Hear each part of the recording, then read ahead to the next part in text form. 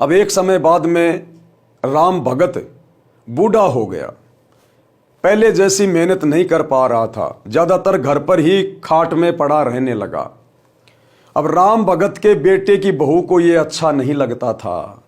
उसको लगता था ये तो फालतू का खर्चा है, ना कुछ करता है ना कुछ धरता है। अब भाई और बहनों, यहाँ पर दो बातें हैं, क्योंकि हमने निष्कर्ष निकाल के चलना है। खाली ये कथाएं नहीं पढ़नी है, हमने इन कथाओं से शिक्षा लेनी है। सबसे पहली बात तो राम भगत, जिसने पूरी जिंदगी बैल की तरह कमा कमा के केवल अपने बच्चे को सुखी देखना चाहा और परमात्मा की भक्ति नहीं की, जबकि सुखी जीवन परमात्मा की भक्ति से मिलता है। बच्चे आपको सुखी जीवन नहीं दे सकते। बच्चों का संस्कार अलग है, आपका संस्कार अलग है। अगर वो राम भगत शुरू से परमात्मा की भक्ति भी ले लेता, सतगुरुदेव भगवान से उपदेश ले लेता, तो उसके बच्चे में और उसकी पुत्र वधू में अच्छे संस्कार प्रफुल्लित होते।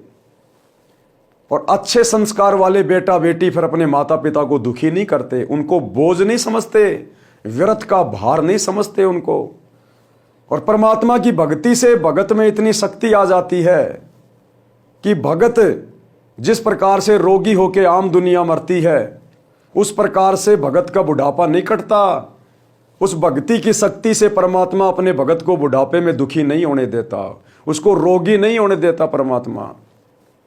और भक्ति के कारण उसके बच्चों में भी परमात्मा दया भाव भर देता है। बच्चे भी प्यार और प्रेम से बातें करते हैं अपने भगत माता पिता के साथ।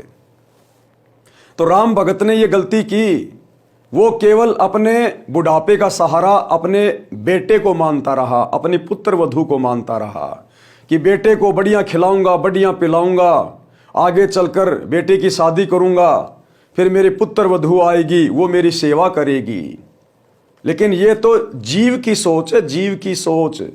जबकि आध्यात्मिक दृष्टि से गुरुदेव बताते हैं कि उस पुत्र वधू के संस्कार अलग होते हैं, बेटे के संस्कार अलग होते हैं।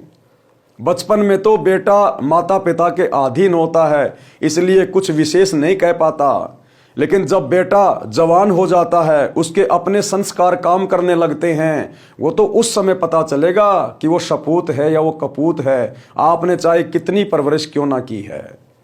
अगर संस्कारों को बदला जा सकता है तो केवल परमात्मा की भक्ति से, सतगुरु की भक्ति से, अन्यथा पढ़ाई लिखाई से कभी संस्कार नहीं बदले जा सकते हैं, और ना ही पढ़ाई लिखाई से संस्कार बनाए जा सकते हैं। तो राम भगत को यह बहुत बड़ी गलती लगी थी कि बेटा आगे चल के मेरी सेवा करेगा।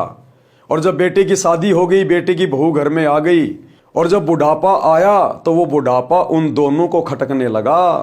भाई जो गुरु बचन पे डट के, कट गे फंद 84 के, कट गे फंद 84 के, कट गे फंद 84 के।